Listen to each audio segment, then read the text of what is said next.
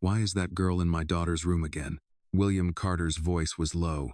Sophia, his younger sister, stood near the long breakfast table, a cup of coffee cooling slowly in her hands. She didn't look surprised by the question. I told you, she said calmly. I told you a few nights ago, Will. That girl keeps sneaking upstairs every night. William's jaw tightened slightly. Doing what? Sophia shook her head. I don't know. I just saw her go in. She thought everyone was asleep. She was walking fast, like she didn't want anyone to see her. Then she slipped into Emily's room and closed the door. And you didn't stop her? William asked. I was about to, Sophia said. But then I heard something from inside the room. What kind of something? She hesitated. At first I thought Emily was crying, but then I heard whispering. And once, I'm pretty sure I heard Emily laugh. William stared at her. Laugh? Sophia nodded. I haven't heard her laugh in the middle of the night in a long time. So let me understand this, William said slowly. A 6-year-old girl is walking into my daughter's room in the middle of the night, and no one knows what she's doing in there. Sophia held his gaze. I think she's going in there because Emily is scared, she said. And that little girl decided she shouldn't be scared alone. William didn't respond. He was already making a decision. Have Mary ask Annie to come to my office, he said. Sophia sighed quietly. Try not to sound like you're about to fire someone, she said. She's a child, Will. In my house, William replied. Rules still matter. 15 minutes later, there was a soft knock on his office door. Annie stepped inside slowly. She was 6 years old, small for her age, with dark curly hair pulled back into a ponytail and a school backpack still hanging from one shoulder. She looked around the office with wide, careful eyes, then walked forward when William gestured to the chair in front of his desk. Sit down, Annie, he said. She climbed into the chair, her feet swinging slightly because they didn't reach the floor. William folded his hands on the desk. Do you know why I asked you to come here? Annie shook her head. No, sir. My sister tells me you've been going into my daughter's room at night, he said. Is that true?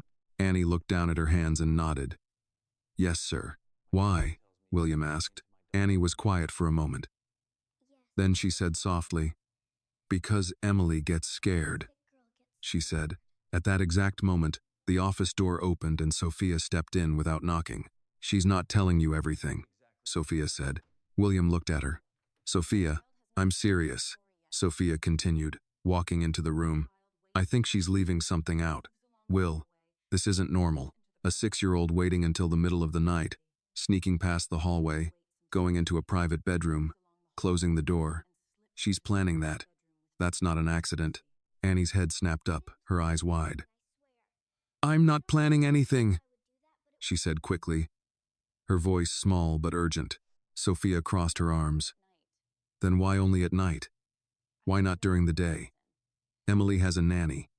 She has nurses. She has doctors. It's not your job to take care of her. Annie looked from Sophia to William, her hands gripping the edge of the chair. I know, she said. I know it's not my job. Then why do you do it? Sophia asked. Annie swallowed. I don't go there in the day because Emily is brave in the day, Annie said. She smiles when people are there. She listens to the nanny. She takes her medicine. She pretends she's not scared. The room was very quiet. But at night, Annie continued, her voice getting softer. She has bad dreams, and when she woke up, she screamed and couldn't go back to sleep. William felt something twist in his chest at those words. Sophia looked at Annie carefully. And you know this how? Because I can hear her from our room, Annie said. Our room is down the back hallway. At night, it's very quiet. I can hear. You should tell your mother, Sophia said. I did, Annie replied quickly. Mom said the nurse will take care of it, and the nurse does. But sometimes Emily is already really scared before the nurse comes. So I go first. You go first, Sophia repeated. Annie nodded. I don't turn on the lights. I don't wake anyone up. I just go sit on the bed and hold her hand. And I tell her to breathe slow. And sometimes I tell her a story, and then she sleeps again. And then I go back to my room. William was staring at her now. Not like a man questioning a child, but like a man trying to understand something he had missed in his own house. "You understand you're not supposed to be upstairs at night?" he said quietly. "Yes, sir," Annie said. "And you understand your mother could lose her job because of this." "Please don't fire my mom," she said quickly. "She didn't do anything wrong. She told me not to go upstairs. I just go after she falls asleep." "Why?" William asked again, but this time his voice was different. Annie looked at him. "Because when you're scared at night," Annie said softly, "it feels like the whole world is empty. And I don't want her to feel like that." No one spoke after that. Finally, William spoke. "Annie," he said, "go to school now." Annie nodded slowly and slid off the chair. She walked to the door, then stopped and turned back. "I'm not trying to do something bad," she said quietly. "I just don't want Emily to be scared." William didn't trust his voice enough to answer right away, so he just nodded once. Annie left the room. Sophia watched the closed door for a moment, then looked at her brother. "I told you," she said softly. "She keeps going back for a reason." William didn't answer. He walked to the window and looked out over the long driveway, the iron gates, the security cameras, the perfectly controlled world he had built. That afternoon, he called a security company and told them to install a small camera in the corner of his daughter's bedroom. If Annie was going into that room every night, he wanted to see everything with his own eyes. Because William Carter believed in evidence, in truth, in seeing things for himself. He just didn't know yet that the camera he installed to protect his daughter was going to show him something he had not given to his child in a very long time.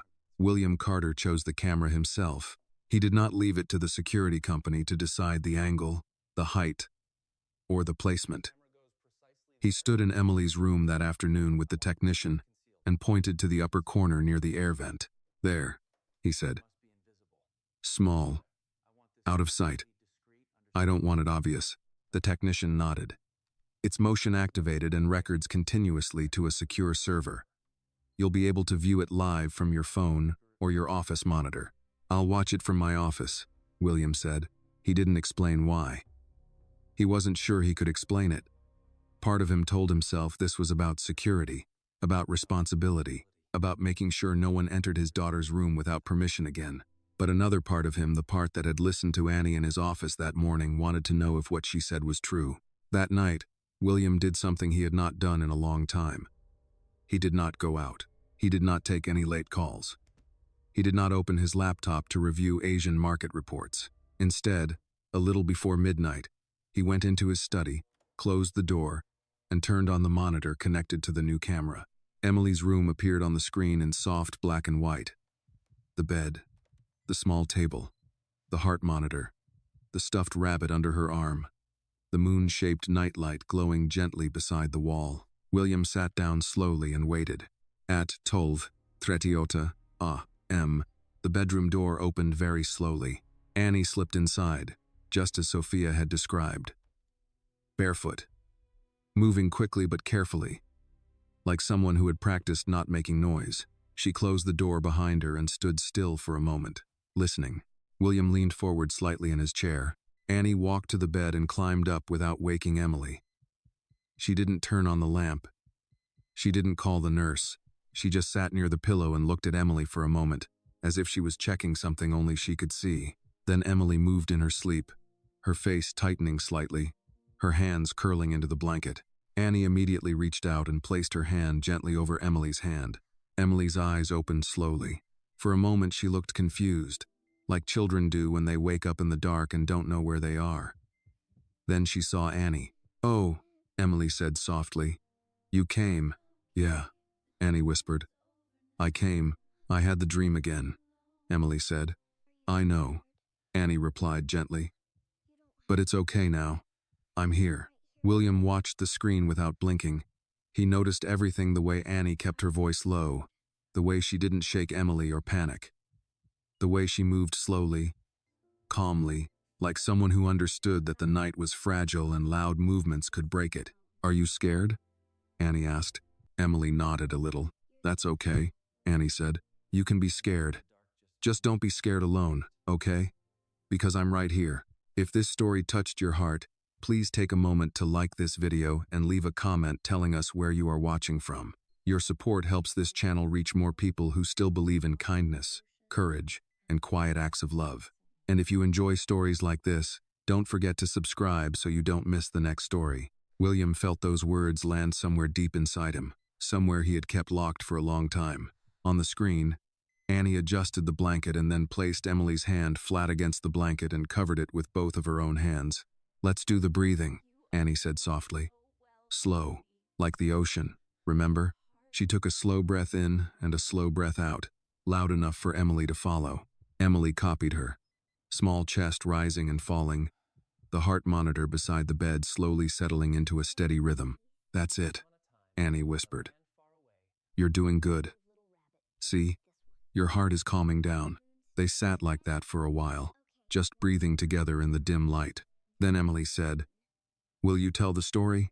Annie smiled a little. "The moon one?" Emily nodded. "Okay," Annie said. "But tonight the dog doesn't get lost. Tonight he already knows the way home." She began to tell the story in a soft, steady voice. A dog who lived on the moon. A house made of clouds. A star that showed the way home when everything was dark. It was a child's story, simple and a little messy. But her voice was calm and warm, and Emily listened like the story was medicine. Halfway through, Emily's eyes started to close again. "You can sleep," Annie whispered. "I'll stay until you're all the way asleep." Emily's fingers tightened slightly around Annie's hand. "Promise?" "I promise," Annie said. William sat very still in his chair, staring at the screen. A few minutes later, Emily was fully asleep, her breathing deep and even, her hand still resting under Annie's.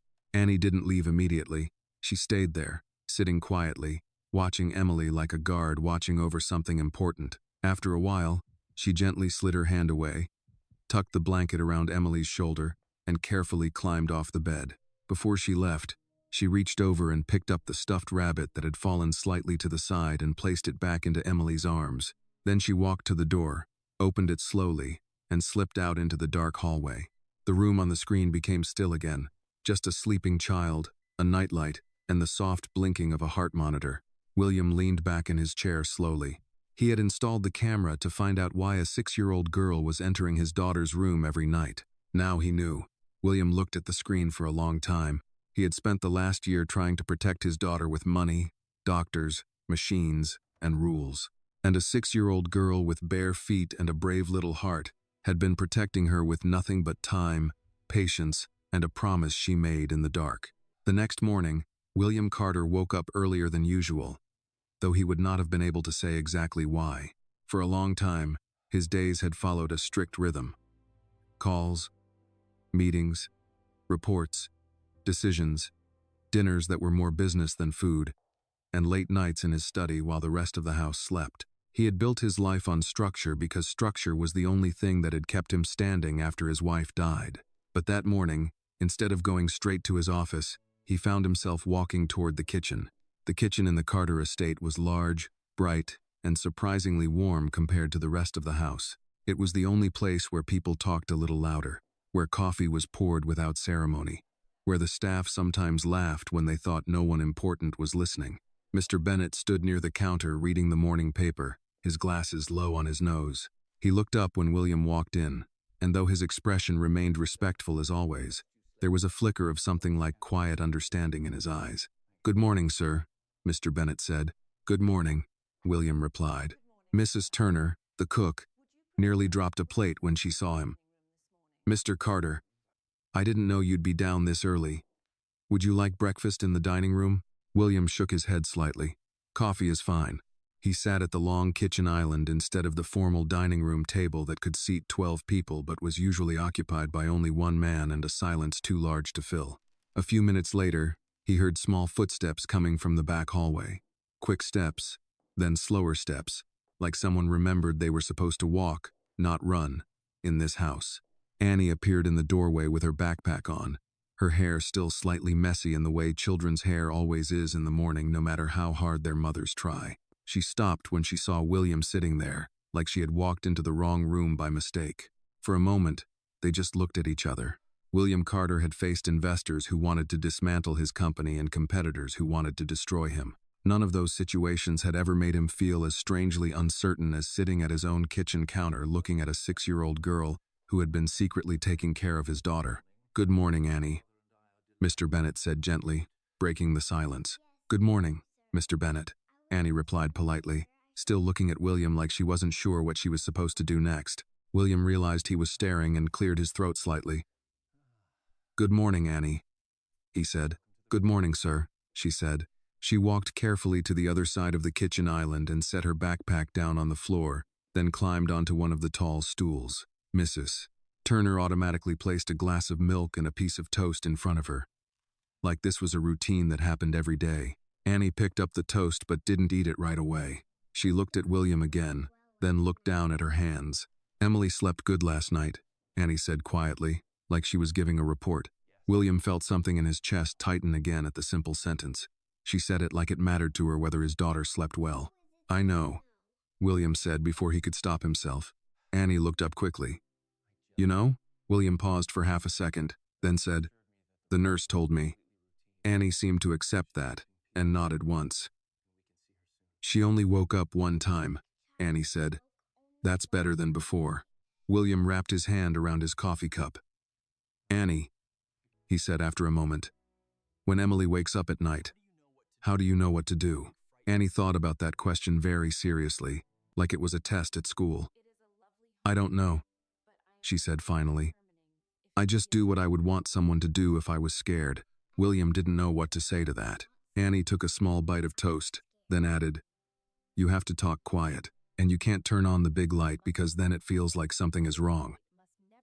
And you have to hold her hand, but not too tight, because then it feels like she's in trouble. And you have to tell a story, but not a scary story, just a normal story where everything turns out okay." She said all of this very matter-of-factly, like she was explaining the rules of a game everyone should already know. Mr. Bennet folded his newspaper slowly, listening without looking like he was listening. "And the breathing," Annie continued. "The breathing is important because of her heart. The doctor told her to breathe slow when her heart goes fast. So we do it together so she doesn't forget." William looked at her sharply. "You heard the doctor say that?" Annie nodded. "One time, when Mom was cleaning and I was waiting in the hallway, the doctor said when she gets scared, her heart goes too fast. So, you have to make it slow again." William looked down at his coffee for a long moment. This 6-year-old girl had been listening, remembering, and doing exactly what the doctors had told the adults to do. "Annie," he said slowly, "why didn't you ever tell me you were going into her room at night?" Annie looked surprised by the question. "Because you would say no," she said simply. The honesty of it almost made Mr. Bennet smile behind his newspaper. William nodded once. "You're probably right," he said. Annie looked down again, then said quietly, "Are you still going to make me stop?" That question stayed in the air between them. William thought about the camera footage. The small hand holding Emily's hand. The slow breathing.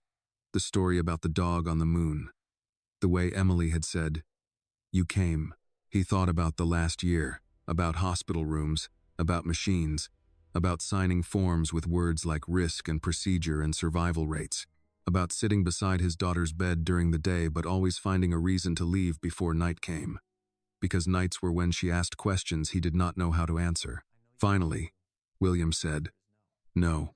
Annie looked up quickly, not smiling yet, just making sure she heard correctly. "No, sir? No," William said again.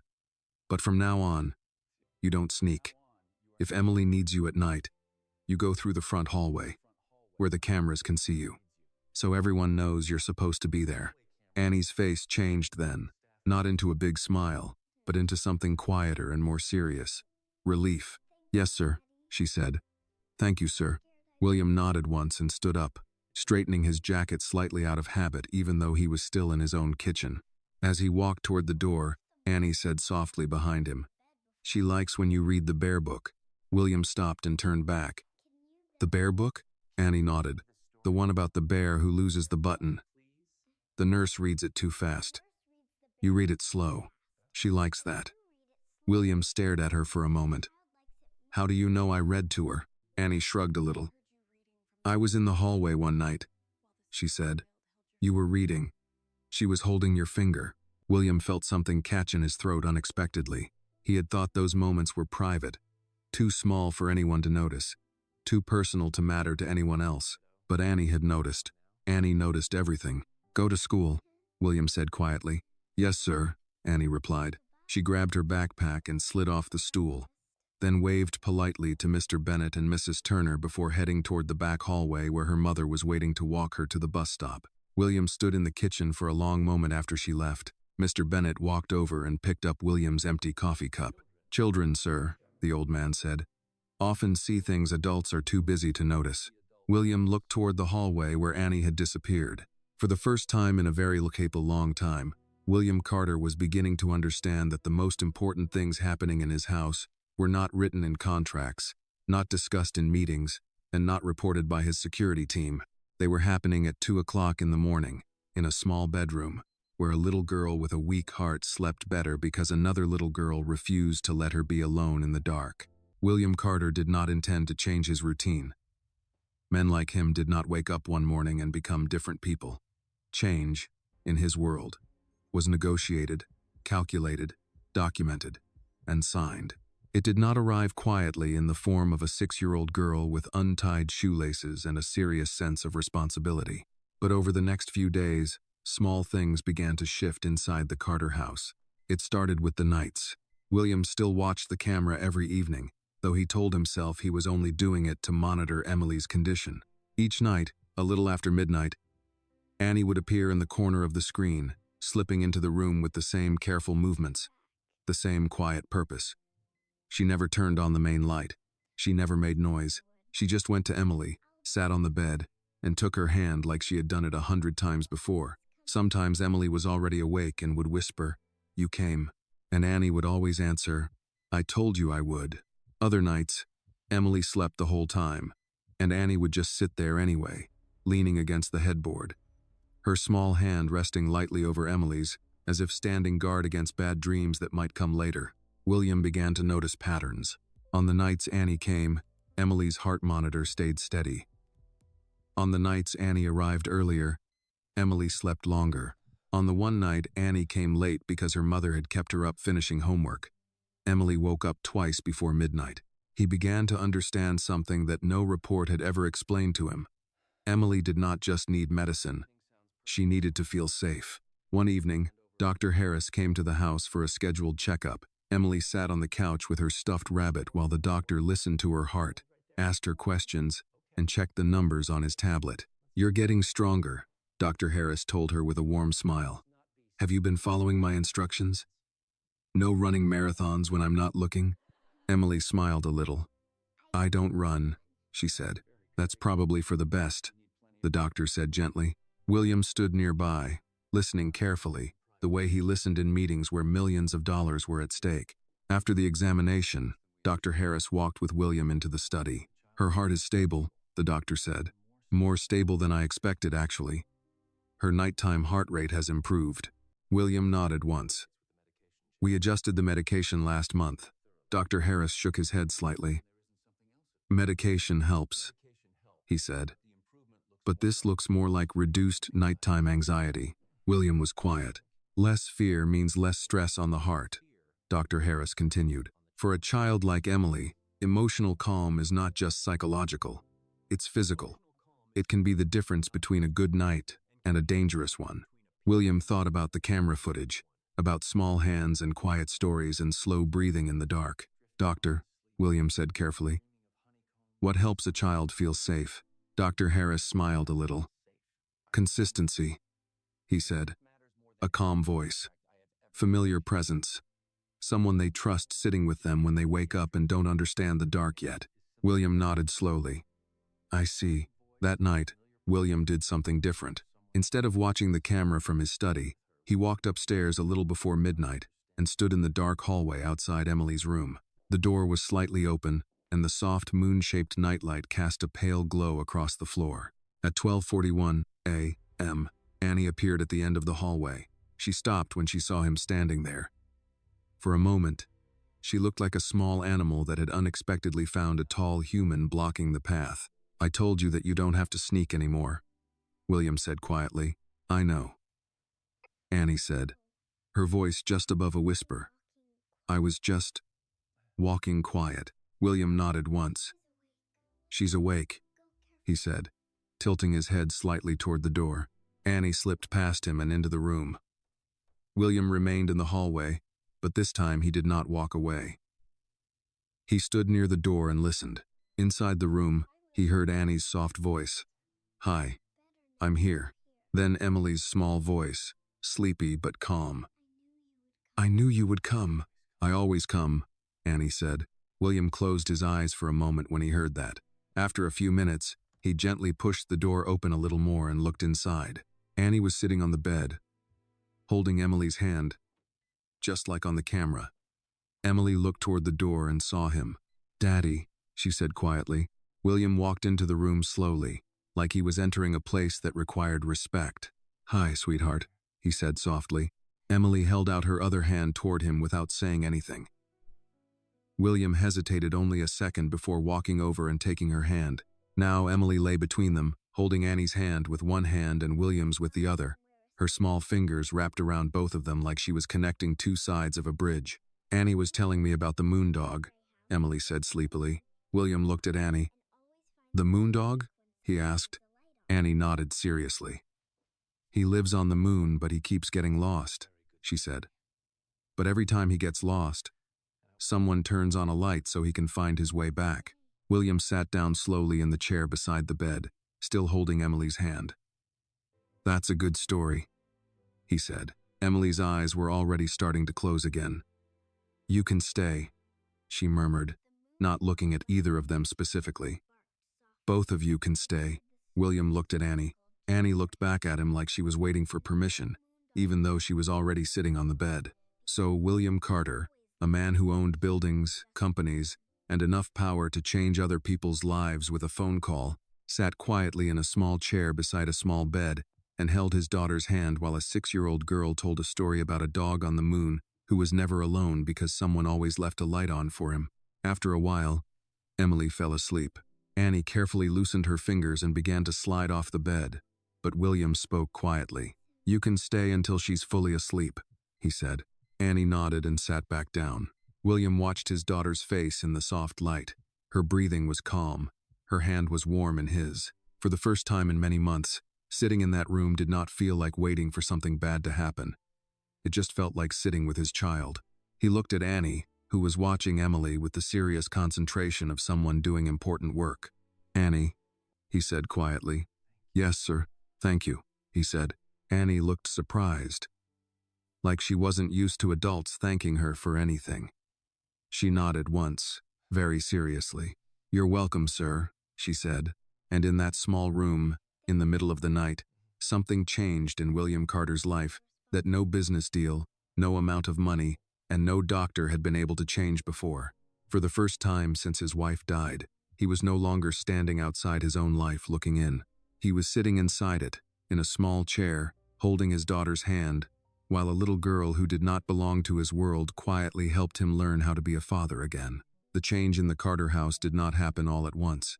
It happened the way winter turns into spring in New York, slowly, quietly, so that most people don't notice it until one morning they realize the air feels different. It started with breakfast. William Carter began appearing in the kitchen more often in the mornings, usually just as Annie was getting ready to leave for school, and Emily was being brought in by her nanny for breakfast. At first, the staff treated this like a temporary disruption, the way people treat unexpected weather. They were polite, efficient, careful with every movement. But after a week, it became a routine. Emily sat at the kitchen island in a small chair with a cushion behind her back. Annie sat 2 stools away with a glass of milk and toast. William sat between them with coffee and a newspaper he rarely read. The nanny stood nearby at first, until it became clear that Emily ate better when Annie was talking to her. So eventually the nanny began stepping back and letting the mornings unfold on their own. One morning, Emily was pushing a piece of scrambled egg around her plate without eating it. You have to eat, Annie told her seriously.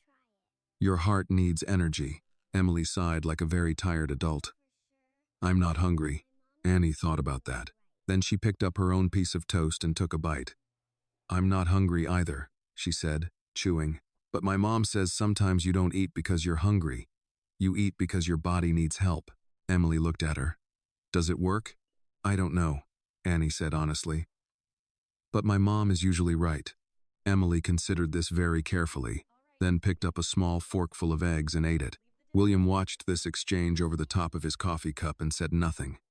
But he did not miss anything either. After breakfast, the driver took Annie to school and the nanny took Emily to the playroom for her morning lessons. William usually left for the office after that. But on this particular morning, he remained standing in the kitchen while Mr. Bennett reviewed the day's schedule with him. You have the Whitmore dinner on Thursday evening, sir, Mr. Bennett said, reading from a small leather notebook. Miss Claire will be attending, as well as her parents. William nodded once. The Whitmores were not just a social obligation. They were a business alliance, a merger discussion, a strategic expansion. His engagement to Claire Whitmore had been written about in business magazines as if it were a corporate acquisition rather than a marriage. Very well, William said. Mr. Bennett closed the notebook but did not walk away immediately. He had served the Carter family long enough to know when to speak and when to remain silent. After a moment, he said, Miss Emily seems stronger in the mornings, sir. William followed his gaze toward the hallway where Emily had just disappeared. Yes, William said. She is. Mr. Bennett nodded slowly. Children are like houses, sir, the old man said. They need to feel that someone is home. William looked at him. Mr. Bennett gave a small, respectful nod and walked away. That evening, Claire Whitmore arrived just before dinner. Claire was elegant in the way that came from generations of money. Her clothes were simple but impossibly expensive. Her posture perfect, her smile practiced but convincing. She kissed William lightly on the cheek when she arrived, then handed her coat to Mr. Bennett without looking at him. William, she said, my father wants to finalize the details before the end of the quarter. He thinks the merger announcement should come with the engagement party. It will be good for the markets. William nodded. We'll discuss it after dinner. Claire glanced toward the staircase. How is Emily? She asked. She's doing well, William said. I brought her a doll from Paris, Claire said. Where is she? In the playroom, William replied. She's finishing her lesson. Claire walked into the playroom without knocking, William a step behind her. Emily was sitting on the floor with Annie, who was still in her school uniform, her backpack on the floor beside her. They were building something out of wooden blocks, some kind of house with a tower that leaned slightly to one side. Emily looked up when Claire entered, but she didn't get up. She just watched. Emily, darling, Claire said brightly, holding out the doll. Look what I brought you. Emily looked at the doll, then at Annie, then back at the doll. Thank you, she said politely, the way she had been taught. Claire's eyes moved to Annie. For a brief second, something cold passed through her expression before the polite smile returned. And you must be the maid's daughter, Claire said lightly. Annie stood up immediately. My name is Annie, she said. Claire smiled, but it did not reach her eyes. Of course it is, she said. And what are you doing in here? Before Annie could answer, Emily spoke. She's playing with me, Emily said. Claire laughed softly. That's very kind of her. But Emily, you have tutors and teachers and plenty of toys. You don't need to play with the staff. The room went very quiet. William, standing near the door, watched Annie's face carefully. Children often looked at the floor when they were embarrassed. Annie did not. She stood very still, her hands at her sides, her eyes serious but not angry. Emily reached over and took Annie's hand without saying anything. Claire noticed. Her smile tightened slightly. Emily, Claire said in a gentle but firm voice. Come here, darling. Let Annie go back to her mother. She has her own things to do. Emily did not move. She held Annie's hand tighter. William spoke then, his voice calm and even. Annie is not working right now, he said. She's a child. She's allowed to play. Claire looked at him, surprised. William, I didn't mean, I know what you meant, William said quietly. The silence that followed was polite on the surface and sharp underneath. Claire recovered quickly, as people like her always did. She smiled again, smoother this time. Of course, she said. I just think it's important that Emily grows up understanding how the world works. William looked at his daughter, at her small hand holding Annie's like it was the most natural thing in the world. "Yes," he said slowly. "I agree. It is important that she understands how the world works." That night, long after Claire had left and the house had gone quiet, William stood once again in the hallway outside Emily's room. Inside, Annie was sitting on the bed, and Emily was telling her something in a sleepy voice. William could not hear the words, but he could see Emily smiling, her small hand still wrapped around Annie's. For the first time, William began to understand that there were two kinds of people in his world. People who believed they were important because of money, power, and last names, and people who became important because a small child reached for their hand in the dark and trusted that they would not let go. And he was beginning to realize which kind of person he wanted his daughter to become. Claire Whitmore did not like being ignored. She was not a woman who raised her voice or created ugly scenes. She was far too well trained for that. Claire believed in quiet influence, in polite pressure, in making problems disappear without anyone being able to say exactly when or how it happened. She believed in order, in hierarchy, in the natural structure of the world as she understood it. And in Claire Whitmore's world, a maid's daughter did not sit at the same breakfast counter as William Carter and his child. 3 days after her visit, she returned to the Carter estate in the late afternoon, unannounced but entirely expected in the way that powerful people were always expected.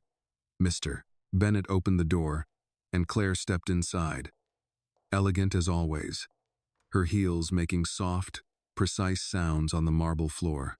"Good afternoon, Mr. Bennett," she said. "Good afternoon, Miss Whitmore," he replied politely.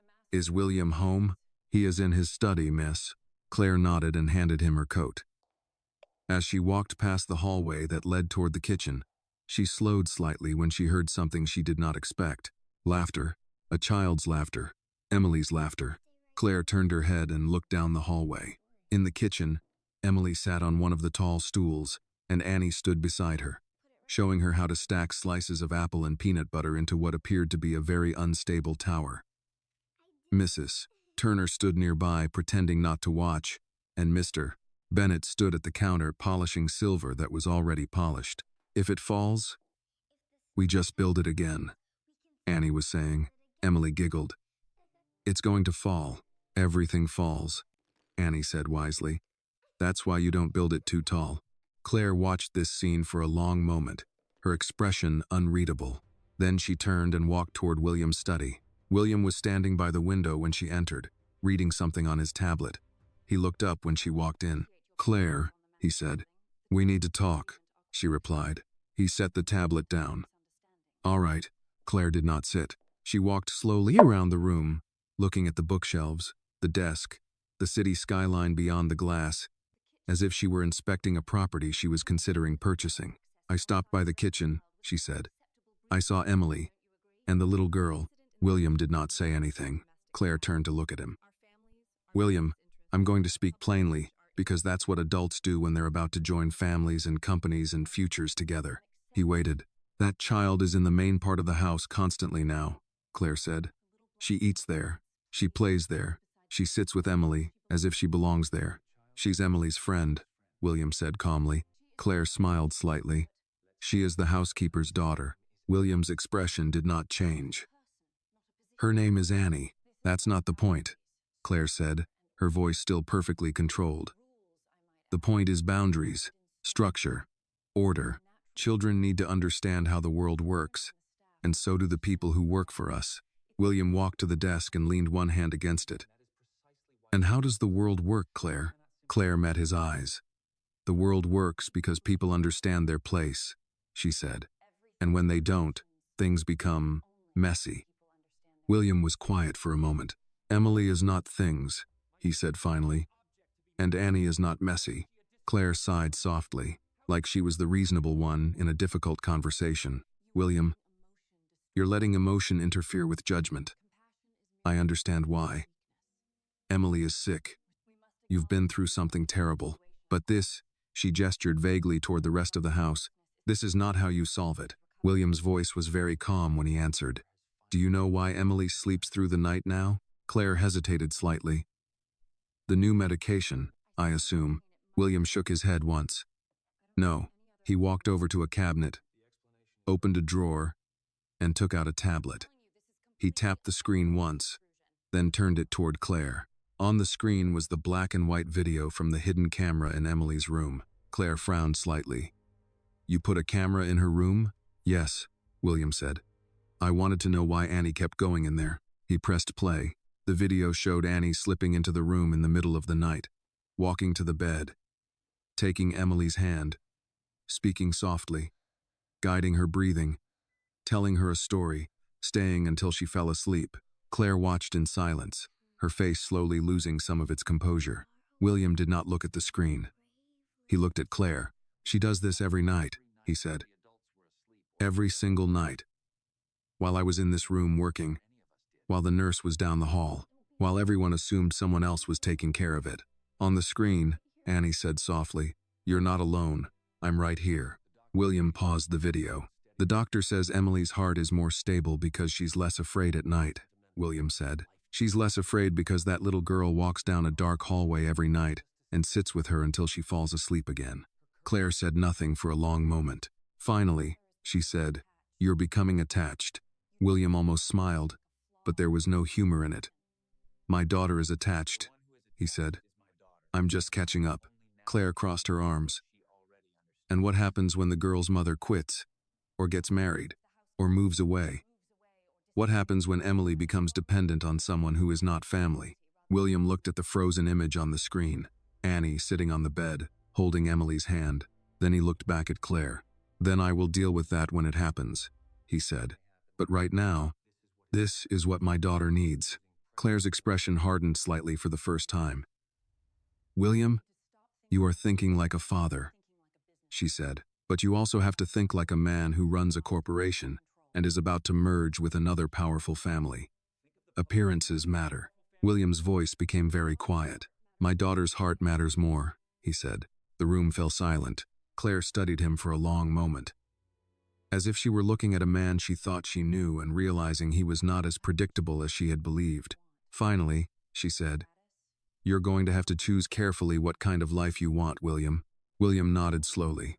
"I already am," he said. Claire picked up her bag. "We'll talk again at dinner on Thursday," she said. "With my parents." She walked to the door, then paused and looked back at him. "Just remember," she said, "the world is not changed by little girls who tell bedtime stories." William looked at the paused image on the tablet again. "No," he said quietly. "But sometimes a single little girl can change an entire house." Claire left without another word. That night, William stood once again in the hallway outside Emily's room. Inside, Annie was telling a story. Emily was listening, and the soft light from the moon lamp filled the room with a quiet kind of peace. William leaned lightly against the wall and listened to the sound of his daughter's small voice and Annie's steady one. For the first time, he began to understand that this was no longer just about a child sneaking into a room at night. This was about loyalty, about kindness, about the kind of quiet courage that does not announce itself and does not ask for permission. And deep down, William Carter knew something else too. A storm was coming, and when it arrived, he was going to have to decide who truly belonged in his house. On Thursday evening, the Carter house looked the way it always did when important people were coming. Quiet, perfect, and slightly colder than usual. The long dining table was set with white plates, crystal glasses, and silver that reflected the chandelier light in sharp, clean lines. Mrs. Turner and the kitchen staff moved like a small, silent army, placing dishes with careful precision. Mr. Bennett supervised everything with the calm authority of a man who had run formal dinners in this house for longer than most of the guests had known William Carter existed. Upstairs, Emily sat on her bed in her pajamas, her stuffed rabbit tucked under her arm. Annie sat beside her, brushing the rabbit's fur gently with a small plastic brush, like it was a very important patient. "You have to be gentle," Annie said. "If you brush too hard, he'll lose more fur and then he'll be cold." Emily nodded very seriously. "We don't want him to be cold." There was a soft knock on the door, and Sophia stepped in. "Hey, you two," she said with a warm smile. "Emily, your dad has guests tonight, so you have to sleep a little earlier, okay?" Emily made a small face. "I don't like when there are too many people." "I know," Sophia said, sitting on the edge of the bed. But they'll be downstairs, and you'll be up here, and Annie will be right here, right? Annie nodded immediately. I'm here. Emily seemed satisfied with that and lay down, pulling the blanket up to her chin. Annie reached over and took her hand automatically, like it was part of the bedtime routine now. Sophia watched them for a moment, her expression soft but thoughtful. You know, she said quietly to Annie. You're very important to her. Annie looked a little confused. I'm just her friend, she said. Sophia smiled slightly. Sometimes that's the most important thing you can be. Downstairs, the Whitmores arrived exactly on time. Claire entered first, elegant and calm, followed by her father, Richard Whitmore, and her mother, Eleanor Whitmore. They were the kind of people who carried their wealth like an invisible coat, always present, always noticeable, even when they were being perfectly polite. William, Richard Whitmore said, shaking his hand firmly. Good to see you. Richard. Eleanor. William replied. They moved into the sitting room for drinks before dinner. Conversation was smooth, controlled, and full of numbers hidden inside polite sentences. The European expansion will be easier after the merger, Richard said. Your infrastructure, our political connections. It's a strong combination. That's the idea, William replied. Eleanor Whitmore sipped her wine and glanced around the room. And how is your daughter, William? Claire tells us she's been unwell. She has a heart condition, William said calmly. But she's doing better. That's good to hear, Eleanor said politely. Children need stability. Claire set her glass down. Emily has become very attached to a certain situation in the house, she said carefully. William did not look at her. If you're referring to Annie, you can say her name. Richard Whitmore looked mildly confused. Annie, the housekeeper's daughter, Claire said. She's been spending a great deal of time with Emily. Eleanor Whitmore's eyebrows lifted slightly, but she said nothing. Richard looked at William. Is that wise? He asked in a neutral business tone, as if they were discussing a junior employee. William answered just as calmly. It's helpful. Claire gave a small, controlled smile. Emily has nurses, tutors, and doctors, she said. But she seems to prefer the company of a 6-year-old. Emily prefers people who make her feel safe, William said. There was a brief silence at that. Richard cleared his throat slightly. Of course, he said. But you must be careful, William. Children become attached easily, and attachments can become complicated. William looked at him. She's a child, Richard. Not a business liability. Dinner was announced before the conversation could go further, but the tension did not disappear. It simply followed them to the table and sat down with them like an uninvited guest. Upstairs, Emily was still awake, talking softly to Annie. Do you think my daddy likes Claire? Emily asked sleepily. Annie thought about that. I don't know, she said honestly. Grown-ups are hard to understand. Emily nodded like this confirmed something she already suspected. I think he's different when she's here, Emily said. Different how? Annie asked. He talks like he's in a meeting, Emily said. Not like when he reads the Bear book. Annie considered this very seriously. Maybe he forgets, she said. Forgets what? How to be at home, Annie said. Emily seemed to think that made sense. After a moment, she yawned and squeezed Annie's hand. Don't go, she murmured. I won't, Annie said. Downstairs, dinner was almost over when Claire finally said what she had clearly been planning to say all evening. William, she said, setting her napkin down. We need to talk about the household structure before the engagement party. William looked at her. What about it? Claire folded her hands neatly on the table. If we're going to build a life together, there need to be clear boundaries. For Emily, for the staff, for everyone. Richard and Eleanor Whitmore said nothing, but they were listening very carefully now. Claire continued, her voice calm and reasonable. The staff quarters exist for a reason. The main house exists for a reason. Children need to understand the difference. William's voice was very calm when he answered. Emily understands the difference between people who care about her and people who don't. Claire's expression did not change, but something in her eyes hardened slightly. That's not what I mean. I know exactly what you mean, William said. The room went very quiet. Claire leaned slightly toward him. "You cannot build a future with me while turning your house into something without structure," she said quietly. "I won't live in a house where the help's child wanders wherever she wants and sits at the family table like she belongs there." William looked at her for a long moment. Then he said, very quietly, "She does belong at the table." Claire stared at him. "Because my daughter sleeps at night when she's there," William continued. "Because my daughter laughs again when she's there. Because my daughter holds her hand when she's scared." That sounds like family to me.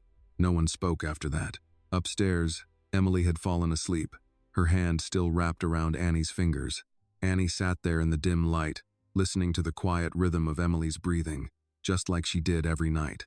Downstairs, in a room full of expensive things and important people, William Carter had just drawn a line that everyone at the table could see. And for the first time, it was not a business decision. It was a father's decision. The morning after the Whitmore dinner, the Carter house felt quiet in a different way. Not tense, not cold, just watchful, like a place that knew something important had been said and could not be unsaid. William was in his study earlier than usual, but he was not working. The financial reports lay open on his desk, unread. Instead, he was looking at a single sheet of paper Dr. Harris had left the day before. It was a chart of Emily's heart rate patterns over the past 3 months. The difference was clear. On the chart, there were small notes written in the doctor's careful handwriting. Night terror episode. Elevated heart rate. Sedation required. And then, about 5 weeks ago, the notes changed. Sleeping through night, mild disturbance, recovered quickly, stable. That was about the time Annie had started walking down the hallway at night. William leaned back in his chair and closed his eyes for a moment. He was a man who believed in data, in patterns, in cause and effect. And the pattern here was very clear. There was a soft knock on the door. "Come in," he said. Sophia stepped into the room and closed the door behind her. She looked at her brother for a long moment before speaking. "You had quite a dinner last night," she said. William gave a small, tired smile. "I suppose I did." Sophia walked over and sat in the chair across from his desk. "Claire called me this morning," she said. That made William look up. "Why?" "She wanted to know if I agreed with you," Sophia said. "About Annie." William didn't look surprised. "And what did you tell her?" "I told her the truth," Sophia said. "I told her that for the first time in a year, Emily laughs.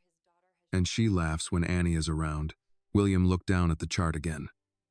"The doctor says her heart is stronger because she's less afraid," he said quietly. Sophia nodded. Fear is a heavy thing for a little heart to carry alone. They sat in silence for a moment. "Will," Sophia said gently, "Claire is not going to let this go." "I know," William said. "She thinks this is about class and structure and appearances," Sophia continued. "But this isn't really about Annie, is it?" William looked at his sister. "No," he said quietly. "It's about what kind of house this is going to be." At that moment, there was a commotion in the hallway, quick footsteps, then the sound of someone knocking urgently on the study door. William stood up immediately. "Come in." Mary opened the door, slightly out of breath but not panicked, just concerned. "I'm sorry, sir," she said. "Emily is asking for Annie. The nurse is with her, but she keeps asking for Annie." William was already moving toward the door. "Is she all right?" "Yes, sir," Mary said quickly. "She just woke up from a bad dream, but she's calm. She just keeps asking for Annie." William nodded once. "Where is Annie?" "She's in the back garden," Mary said. "She was waiting for the school bus." "I'll get her," William said. Mary looked surprised. "You don't have to, sir. I can. I'll get her," William repeated, already walking down the hallway. He found Annie sitting on the low stone wall near the back garden, her backpack beside her, her feet swinging slightly as she watched the morning traffic far beyond the gates. She looked up when she heard his footsteps and immediately slid off the wall. "Did I do something wrong?" she asked, the question coming out automatically, like she had learned to ask it before adults could accuse her of anything. William shook his head. "No," he said. "Emily had a bad dream. She's asking for you." Annie didn't wait for anything else. She grabbed her backpack and ran toward the house, then slowed down when she reached the door, remembering she wasn't supposed to run inside. William watched her as she hurried down the hallway and disappeared into Emily's room. He followed more slowly and stopped at the door. Inside, Emily was sitting up in bed, the nurse beside her, checking the monitor. Emily looked toward the door immediately when Annie entered. "You came," Emily said. "I was outside," Annie said, climbing onto the bed and taking her hand. "I came fast. I had the dream," Emily said quietly. "I know," Annie replied. "But it's morning now. Bad dreams don't work very well in the morning." Emily seemed to think about that and then nodded slightly, like it made perfect sense. The nurse looked at William and gave a small, professional nod. "Her heart rate is already coming down," she said quietly. William watched as Annie sat beside his daughter, talking to her about something simple, the tree in the garden, a bird she saw, what they might draw later. Nothing important, nothing dramatic, just small, ordinary words that made Emily's breathing slow and her shoulders relax. After a few minutes, Emily lay back down, still holding Annie's hand, but now she was calm, her eyes half closed, her body resting instead of tense. William stepped back into the hallway, and Sophia joined him there. "You see?" she said quietly. William nodded slowly. "Yes," he said. "I see." Down the hall, he could see Mary standing near the kitchen door, watching but not interfering. She looked like a mother who understood that sometimes children built their own small worlds, and adults had to be careful not to break them. William walked toward her. "Mary," he said. She straightened slightly. "Yes, sir. From now on," William said, "Annie is allowed in the main house whenever Emily asks for her. Day or night, no one is to stop her." Mary looked genuinely surprised. "Sir, I don't want to cause trouble." "You're not causing trouble," William said. "You and your daughter are helping my daughter." Mary's eyes filled with quiet emotion, but she kept her voice steady. "Thank you, sir," she said. "Annie she cares about Emily. That's all." William nodded. "I know," he said. As he walked back toward his study, he passed the long hallway where the family portraits hung generations of Carters in oil paintings. Serious men and elegant women who had built wealth, businesses, reputations. William stopped and looked at the paintings for a long moment. All those people had built the Carter name, the Carter fortune, the Carter legacy. But none of them, he thought, had ever done anything as important as what a 6-year-old girl was doing every night in a small bedroom at the end of the hall. And for the first time, William Carter began to understand that legacy was not just about what you built, it was about who you protected, and he was starting to realize exactly who needed his protection now. The following week, the Carter house settled into a new rhythm, one that no one had officially announced but everyone quietly adjusted to. Annie still went to school every morning, still did her homework at the small desk in the staff quarters, still helped her mother fold laundry sometimes. But in the spaces between those ordinary things, she moved through the main house as if an invisible door had been opened for her. Not as staff, not as a guest. As someone expected, Emily's health continued to improve in small, measurable ways. She ate a little more, she slept longer, she smiled faster. Dr. Harris noticed it. The nurse noticed it. Even Mr. Bennett noticed it, and Mr. Bennett noticed everything. One afternoon, William came home earlier than usual and found the playroom unusually quiet. The nanny was organizing books on the shelf, but Emily and Annie were not there. "Where are the girls?" William asked. "In the sunroom, sir," the nanny replied. "They said they were building something important." William walked down the hall toward the sunroom and stopped at the doorway without announcing himself. Inside, Emily and Annie were on the floor, surrounded by pillows, blankets, and an impressive number of stuffed animals. They had built what looked like a small, uneven tent out of chairs and blankets. "It's a hospital," Emily was explaining. "For stuffed animals?" Annie asked. "No," Emily said seriously. "For hearts." Annie nodded like this made perfect sense. "Okay, then we need rules." "What kind of rules?" Emily asked. Annie held up her fingers and began counting. "Rule number 1. Nobody is allowed to be alone." Emily nodded immediately.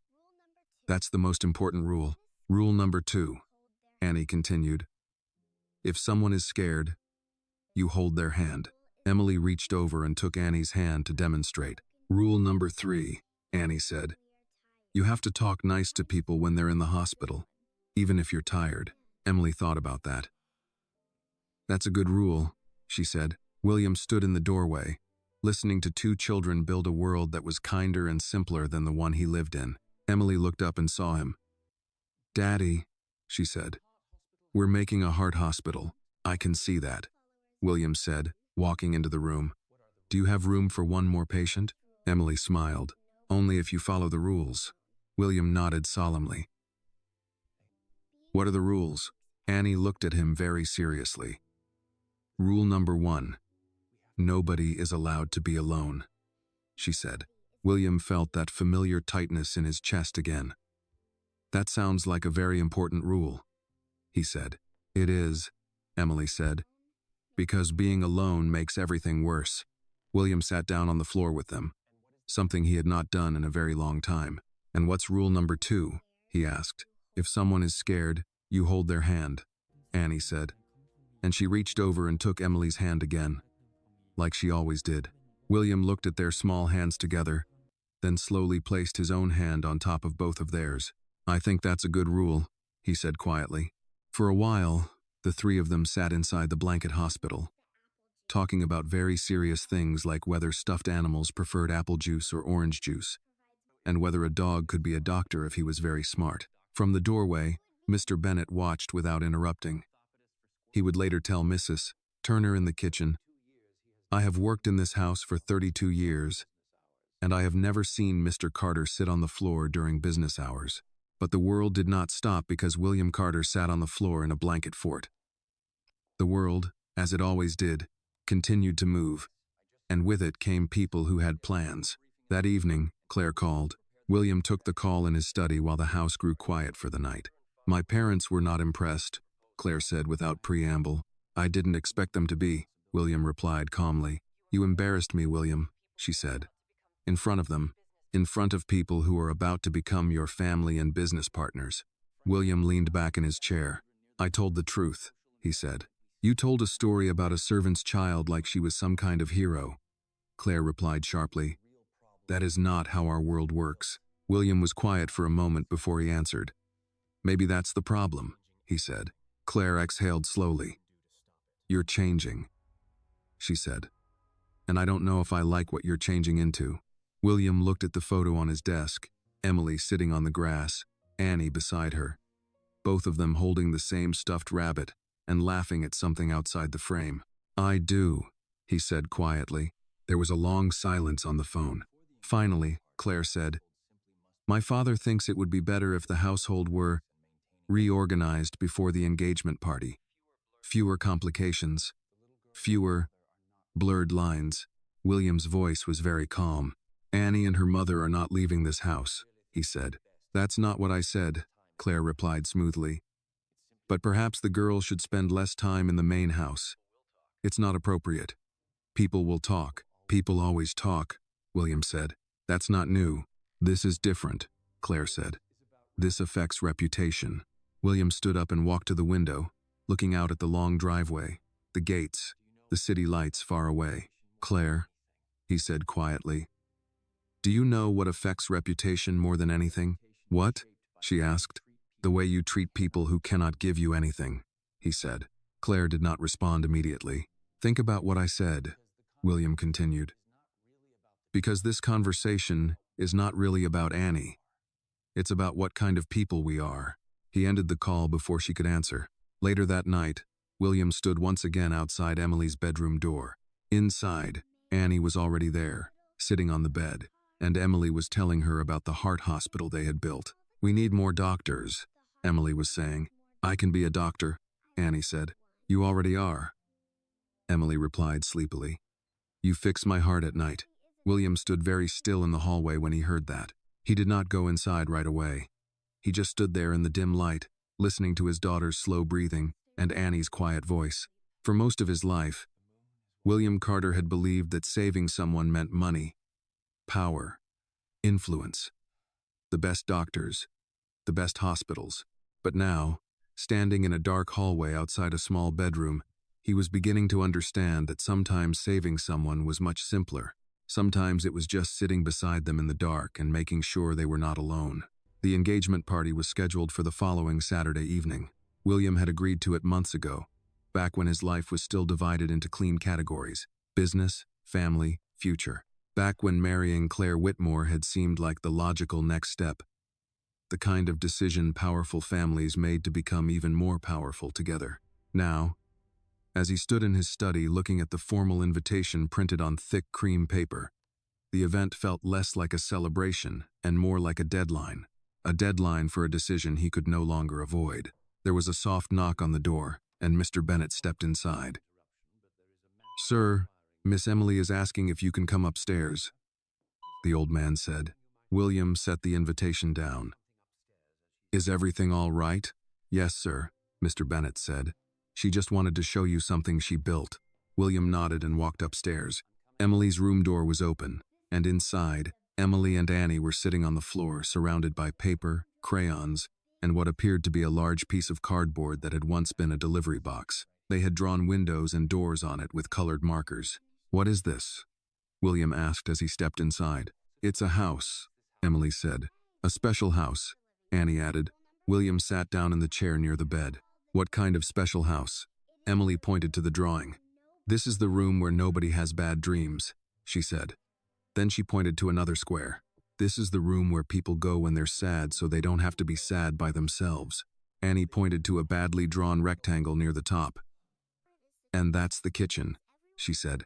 "Because everyone feels better if there's food." William smiled slightly. "That's a very important room." "It is," Annie said seriously. "And this," she pointed to a large area in the middle. "This is the big room where everyone sits together so nobody has to sit alone." Emily looked up at her father. "You can live here," she said. "And Annie and Aunt Sophia and Mr. Bennet and everyone." William looked at the cardboard house covered in crayon lines and uneven shapes. It was not a perfect drawing.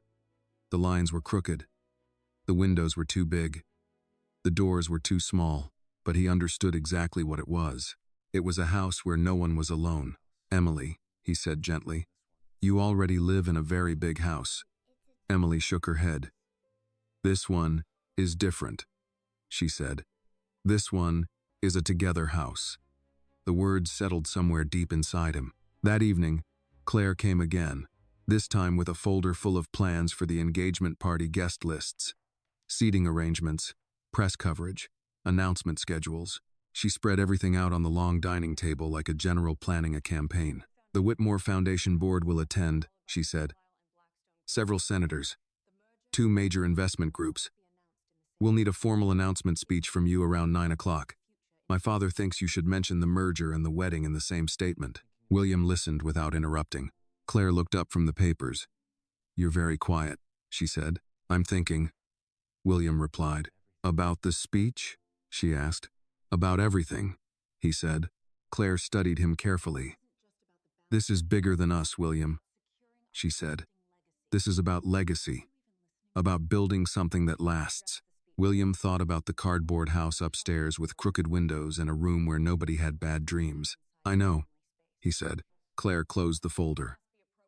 "Then we need to make sure everything is appropriate, especially in the house. The engagement party will be here. There will be media, investors, people who pay attention to details."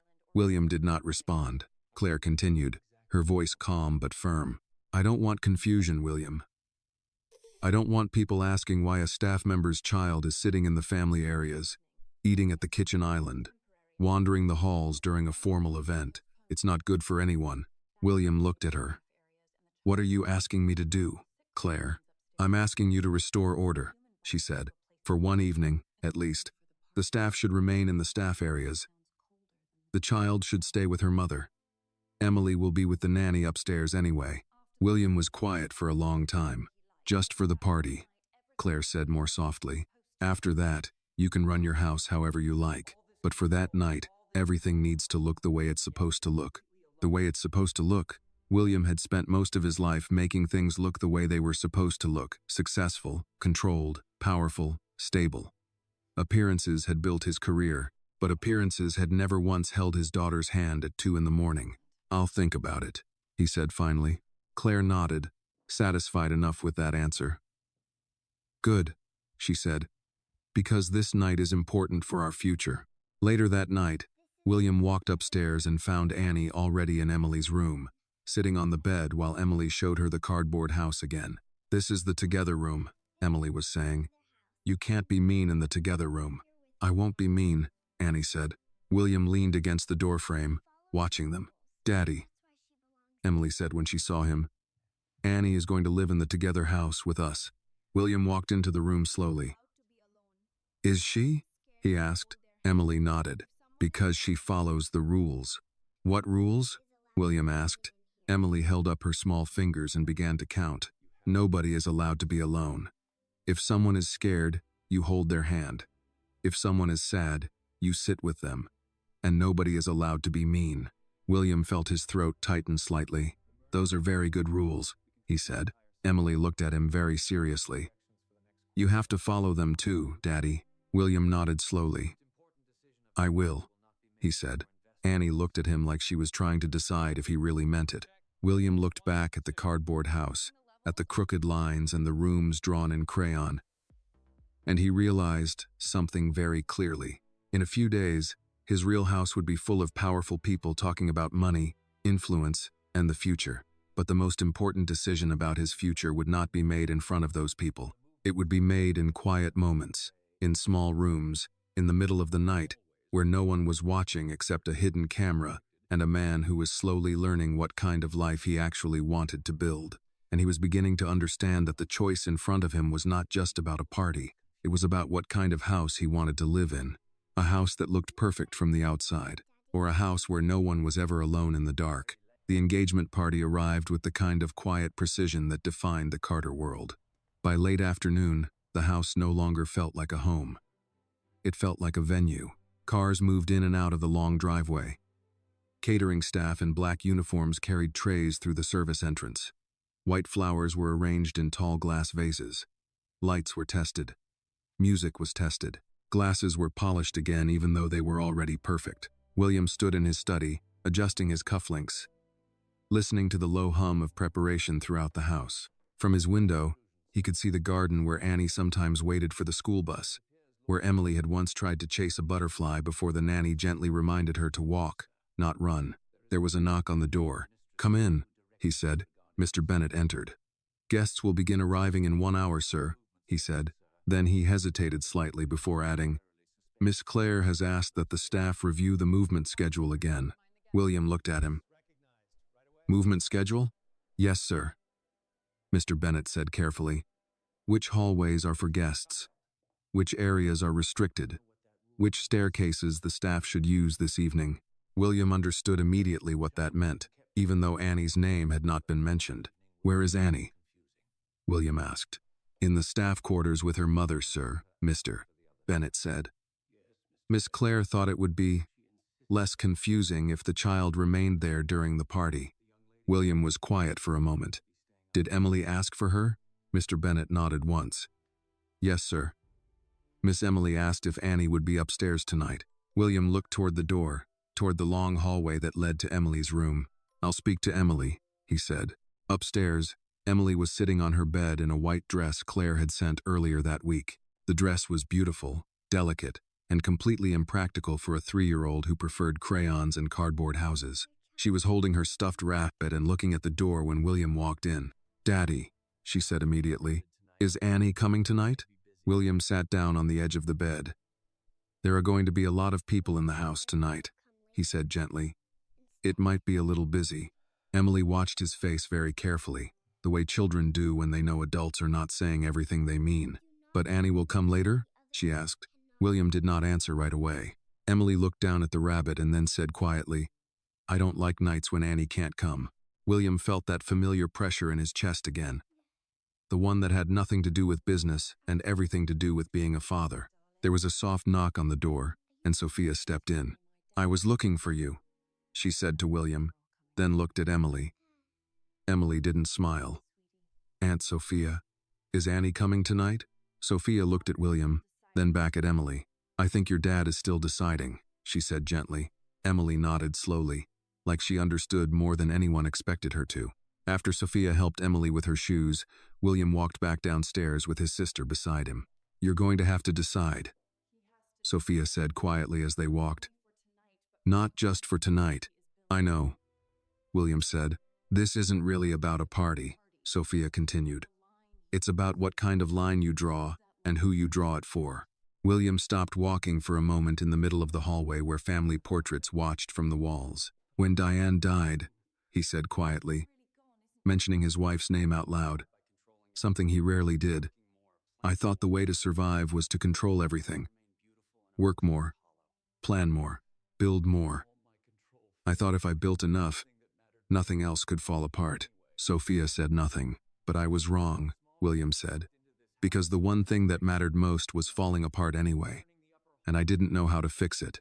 He looked toward the staircase that led up to Emily's room. "And then a 6-year-old girl walked into this house and started fixing it for me," he said. Sophia's eyes softened. "Then maybe you already know what to do tonight," she said. The first guests arrived just after 7. Men in dark suits, women in elegant dresses, laughter that was slightly too loud, conversations about markets, elections, investments, and destinations that required long flights and private drivers. William moved through the rooms, shaking hands, accepting congratulations, listening to people talk about his future like it was a project they were all invested in. At 8:45, Claire joined him near the center of the main room. She looked perfect, composed, confident, like someone who had never doubted the direction of her life. "At 9, she said quietly, "we'll do the announcement." William nodded once. Across the room, he could see Mr. Bennett standing near the wall, watching everything the way he always did. Their eyes met briefly, and the old man gave a small, almost invisible nod, as if to say, "This is the moment." At 8:58, William excused himself and walked to the small side room where the microphone had been set up for the announcement speech. Through the open doors, he could see the guests gathering, glasses in hand, waiting. Claire joined him, standing close enough that her voice did not carry. "Remember," she said softly, "this is about the future." William looked at her for a long moment. Then he walked past the microphone, past the guests, past the entire future everyone had planned for him, and went upstairs. The noise from the party faded with every step he took until the house became quiet again, the way it always was at night. He walked down the hallway and opened the door to the staff quarters. Mary looked up immediately, surprised. Annie was sitting at the small table doing homework, her pencil moving slowly across a page of spelling words. Both of them stood up when they saw him. "Mr. Carter," Mary said, unsure if she was in trouble. William looked at Annie. "Emily is waiting for you," he said. Annie blinked. I thought I wasn't supposed to go upstairs tonight," she said. William shook his head. "You are," he said. "You always are." Annie looked at her mother, and Mary nodded gently. "Go on," she said. "Take your sweater. It's cold upstairs at night." Annie grabbed her sweater and walked toward William. For a moment, she hesitated, then slipped her small hand into his without really thinking about it. William looked down at her hand in his, then walked with her down the hallway and up the stairs, past the music, the voices, the future waiting downstairs, and toward the small room where his daughter was waiting in the quiet. Because in the end, he knew exactly where he was supposed to be, and exactly who he was supposed to stand beside. When William and Annie entered Emily's room, the noise of the party downstairs faded into something distant and unimportant, like a radio playing in another house. Up here, the lights were soft, the air was quiet, and the world felt small enough to understand. Emily was sitting up in bed, still wearing the white dress, her stuffed rabbit in her lap. She looked toward the door the moment it opened, and when she saw Annie, her entire face changed. "You came," Emily said. "I came," Annie answered, walking straight to the bed and climbing up beside her like she had done every night for weeks. William stood near the door for a moment, watching as Emily took Annie's hand and immediately relaxed, her shoulders dropping, her breathing slowing, like someone had turned off a noise only she could hear. Downstairs, somewhere far below them, there was the sound of polite laughter and glasses touching, and a piano playing something soft and expensive. "Upstairs," Emily said quietly. "There are too many people in the house." "I know," Annie said. "But they're all downstairs." This is still your room. Emily nodded and leaned back against the pillows. Can you tell the moondog story? She asked. Of course, Annie said. William walked over and sat in the chair beside the bed. The same chair where he had spent so many nights over the past year. Feeling helpless and afraid of the machines and the numbers and the future, Annie began the story in a soft voice. Once there was a dog who lived on the moon, and every night he had to check that all the lights on Earth were still on, because if the lights were on, it meant people were still taking care of each other. Emily's eyes began to close slowly as she listened. Halfway through the story, there was a knock on the door. Not a soft knock, a firm one. William turned. Claire opened the door before he answered. She stood there in her evening dress, perfect and composed. But her eyes were not calm. Everyone is waiting, she said quietly. It's time for the announcement. William looked at her, then at Emily, whose eyes were half closed, still holding Annie's hand. I'm not coming downstairs right now, he said. Claire stared at him. William, this is not optional. My parents are here. Investors are here. The press is here. Emily opened her eyes slightly at the sound of Claire's voice, but Annie gently squeezed her hand and continued the story in a soft whisper, like she was building a wall of calm around the bed. Claire noticed that. Her eyes moved to Annie, then back to William. This is exactly what I was talking about, Claire said quietly but sharply. This situation, this confusion, this lack of boundaries. William stood up slowly. Emily is going to sleep, he said. I'll come down later. No, Claire said. You need to come down now. You need to make the announcement. You need to show people that you are in control of your house, your family, and your future. William looked at her for a long moment. Then Emily spoke, her voice small and sleepy. Daddy? William turned immediately. Yes, sweetheart? Are you going somewhere? She asked. William walked back to the bed and sat down again, taking her other hand. No, he said softly. I'm right here. Emily nodded and closed her eyes again, satisfied with that answer. Claire watched this entire exchange, and something in her expression changed. Not anger exactly. Something colder than anger. William, she said quietly, if you don't come downstairs right now, people will start asking questions. Let them, he said. This is your engagement party, Claire said. Your future. William looked at Annie, who was still telling the story softly, still holding Emily's hand like nothing else in the world mattered more. Then he looked back at Claire. You're right, he said quietly. This is about my future. Claire waited. And my future, William continued, is upstairs.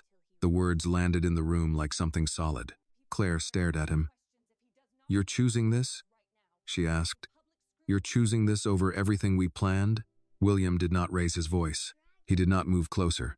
He just spoke very calmly. A year ago, my wife died, he said. And I thought if I worked hard enough, earned enough, built enough, I could protect my daughter from the world. He glanced at Emily sleeping between them, her small hands still holding Annie's. But I was wrong, he said. Because the only thing that has ever made her safe is not money, or doctors, or connections. It's that little girl sitting on my daughter's bed every night, making sure she is not alone when she wakes up in the dark. Claire's face went very still. You asked me what kind of future I want, William said. Now I know. He reached into his pocket, took out the engagement ring Claire had given him months ago at a small private dinner, where everything had seemed logical and correct and inevitable. He held it out to her. I'm sorry, he said quietly, but I can't build a life with someone who thinks kindness is a problem and love is bad for appearances. Claire did not take the ring right away. You're making a mistake, she said, her voice very controlled. William shook his head slightly. No, he said. I'm fixing one. For a long moment, no one moved. Then Claire took the ring from his hand. This will cost you, she said quietly. In business, in reputation, in opportunities. William looked at Emily, then at Annie. I know, he said. But some things cost more if you lose them. Claire turned and walked out of the room without another word, her heels clicking sharply down the hallway. Back toward the lights, the music, the future that no longer included him.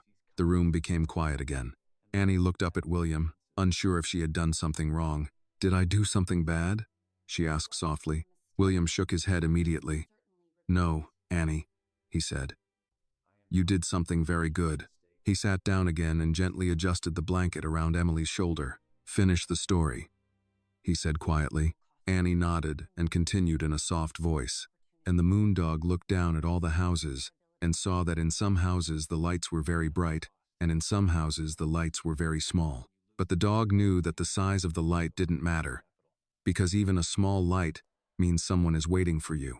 William sat there in the soft light, listening to a story about a dog on the moon, holding his daughter's hand while she slept, and he knew that downstairs people were talking, wondering, calculating what this meant.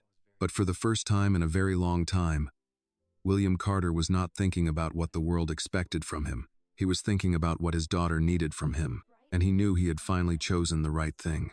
The house was quiet the morning after the engagement party, but it was not the same quiet as before.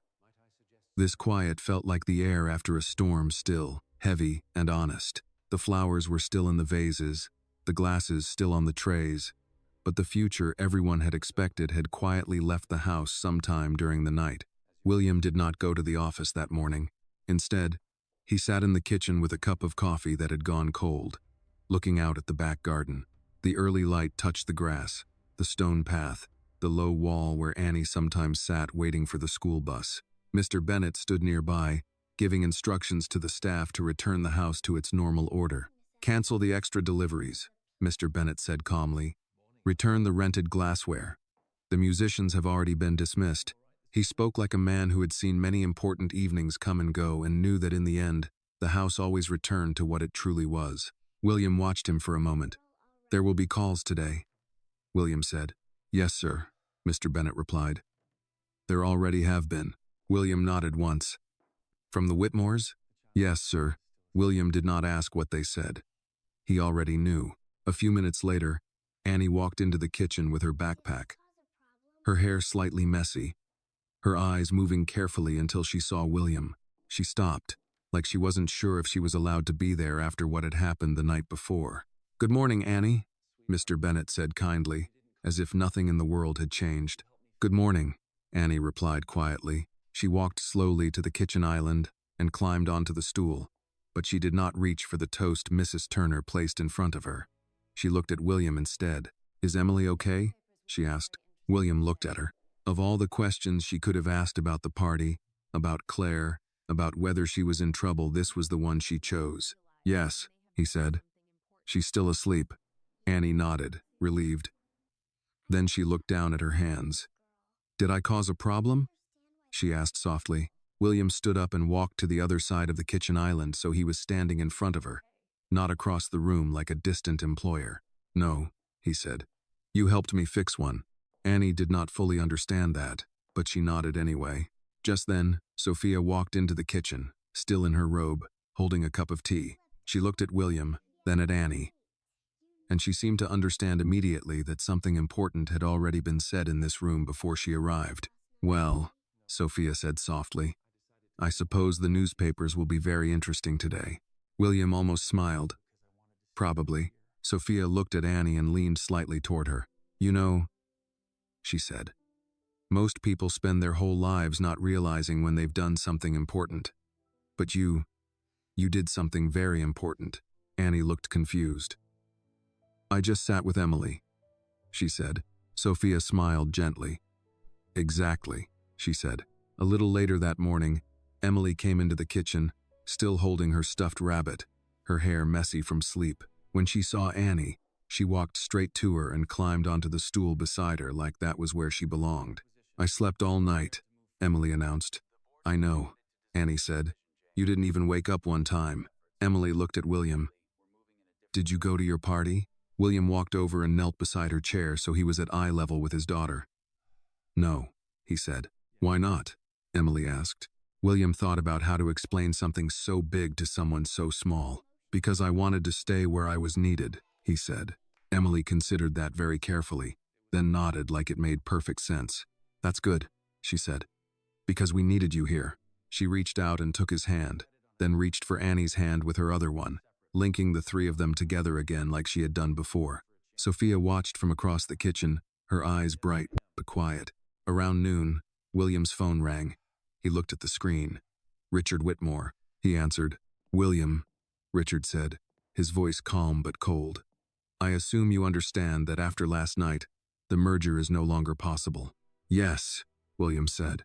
You have made a very expensive emotional decision, Richard continued. I hope, for your sake, that it was worth it. William looked across the kitchen at Emily and Annie, who were trying to teach Mr. Bennet's very old golden retriever how to sit in a cardboard box they had turned into a boat. Yes, William said quietly. It was. Richard Whitmore was silent for a moment. You are choosing a very different legacy than the one we discussed, he said. William nodded, even though Richard could not see him. Yes, he said. I am. After he ended the call, William walked slowly down the hallway where the family portraits hung. The men in the paintings looked serious and important. Men who had built railroads, banks, companies, fortunes. William stopped in front of the portrait of his father. You built an empire, William said quietly to the painting. But I almost lost my daughter inside it. He stood there for a long moment. Then he turned and walked back toward the kitchen, toward the sound of Emily laughing and Annie explaining very seriously that a cardboard boat could not sink if you believed in it enough. William leaned against the doorway and watched them. He had lost a merger, lost a powerful family connection, lost the future everyone said he was supposed to want. But as he stood there watching his daughter laugh, really laugh, with color in her face and light in her eyes, he realized something very clearly. He had not lost anything that mattered, and he had gained something no amount of money had ever been able to buy. He had gained a small, brave, 6-year-old girl who walked into the dark every night to make sure his daughter was not alone. And in doing so, she had walked into his life and quietly, patiently, taught him what kind of man he actually wanted to be. Spring came slowly that year, but in the Carter house, something warmer than spring had already arrived. The nights were still the most important time of day. Even now, Annie still walked down the hallway every night, though she no longer had to sneak. The staff knew. The nurse knew. Sophia knew. And William knew. The house no longer treated her like someone who did not belong. The house had quietly made room for her, the way hearts sometimes do without announcement, without permission. Just a quiet understanding that some people become part of your life because they choose to care. One night, about a month after the engagement party, William stood in the hallway outside Emily's room again. But this time the door was open, and the light was warm, not dim. Inside, Emily was sitting up in bed with a book open on her lap. Annie sat beside her, sounding out words slowly with her finger under each line. Moon, Annie read carefully. Moon, Emily repeated. Light. Light. Home, Annie read. Emily smiled. Home, she said. William leaned quietly against the doorframe, listening to the two girls read a simple book like it was the most important lesson in the world. Emily looked up and saw him. Daddy, we're reading, she said proudly. I can see that, William said, walking in and sitting in the chair beside the bed. That's a very important book. It's about a rabbit who finds his way home, Emily said. Annie nodded. He gets lost first, she explained, but then he finds a light and follows it back. William smiled slightly. That sounds like a good story. After they finished the book, Emily lay down and reached for Annie's hand automatically. Annie held it, and William sat on the other side like he often did now. Daddy? Emily said sleepily. Yes, sweetheart. Are we going to live in the together house forever? She asked. William looked at Annie, then back at Emily. Yes, he said quietly. We are. Emily nodded, satisfied, and closed her eyes. They sat in silence for a while. The kind of silence that is not empty but full of breathing, and trust, and the quiet knowledge that everyone who needed to be there was there. After Emily fell asleep, Annie carefully slipped her hand away and climbed off the bed. Good night, sir, she whispered. Good night, Annie, William said. She walked to the door, but before she left, William said her name. Annie. She turned around. Yes, sir. William was quiet for a moment, like he was choosing words that mattered. You don't have to call me sir, he said. You can call me William. Or, you can call me Emily's dad. Annie thought about that very seriously. Okay, she said. Good night, Emily's dad. William smiled, and Annie left the room, her small footsteps soft in the hallway. William remained in the chair for a long time, watching his daughter sleep. The heart monitor blinked steadily. Her breathing was calm. Her hand rested open on the blanket, no longer searching in the dark because it had learned that someone would always be there. A few weeks later, on a warm afternoon, William called a meeting in his study with Mary, Annie's mother. Mary sat on the edge of the chair, nervous, her hands folded tightly in her lap. Mr. Carter, if this is about Annie being in the main house, I can make sure she stays in our area more. I don't want to cause problems. William shook his head gently. Mary, this is not about a problem, he said. This is about a thank you. Mary looked confused. William slid a folder across the desk toward her. Inside were documents, school enrollment forms, tuition information, and a letter with an official letterhead from a private elementary school not far from the Carter estate. I spoke with the school, William said. They have a place for Annie starting next term. It's a very good school. Mary stared at the papers, then looked up at him, her eyes already full of tears. Sir, we can't afford. I know, William said gently. That's why I'm going to take care of it. The tuition, the books, the uniform, everything. Mary shook her head slightly, overwhelmed. Sir, we don't know how to thank you. William was quiet for a moment. Then he said, You already did. Every night your daughter walked down that hallway and made sure mine was not alone. There is no way to fully repay that. This is just a start. Mary covered her mouth with her hand, trying not to cry. That evening, when Annie came into Emily's room, Emily was very excited. Daddy says you're going to a new school, Emily said. That means you're going to be a very smart doctor for the heart hospital. Annie looked at William, unsure. Is that true? William nodded. If you work hard, he said. Very hard. Annie stood very still for a moment. Then she did something she had never done before. She walked over to William and hugged him quickly, like she wasn't sure if she was allowed but did it anyway. Thank you, she said into his jacket. William placed his hand gently on her back. You're welcome, Annie, he said. That night, after Emily fell asleep, William walked Annie to the hallway. You know, he said, you changed this house. Annie looked up at him. I just held her hand, she said. William nodded. Sometimes, he said. That's how you change everything. Annie thought about that as she walked back toward her room. At the end of the hallway, she turned and waved before disappearing around the corner. William stood there for a long moment, in the quiet house, under the soft lights, listening to the silence that was no longer lonely. In his life, he had built companies, signed deals, made headlines, and earned more money than he could ever spend. But if anyone ever asked him what the most important thing he had ever done was, the answer would not be in an office, or a boardroom, or a contract. It would be this. He opened a door, and a little girl walked through it, carrying nothing but kindness, and she changed everything inside. This story carries a quiet but powerful lesson. Sometimes the people who change our lives are not the ones with power, money, or influence, but the ones with the kindest hearts. The story reminds us that true protection is not always about providing the most expensive doctors, the biggest house, or the most secure future. Sometimes, true protection is simply being there for someone when they are afraid, holding their hand in the dark, and making sure they are not alone. For the audience, especially adults who have spent much of their lives working, building, and chasing success, the story asks an important question. What really matters in the end? Is it reputation, status, and business deals, or is it the people who sit beside us when life becomes difficult? The little girl in the story had no money and no power, but she had compassion, courage, and loyalty. And in the end, those were the things that saved not only a sick child, but also a father who had forgotten that love, not success, is what makes a house a home. The lesson is simple, but very deep. Kindness is never small.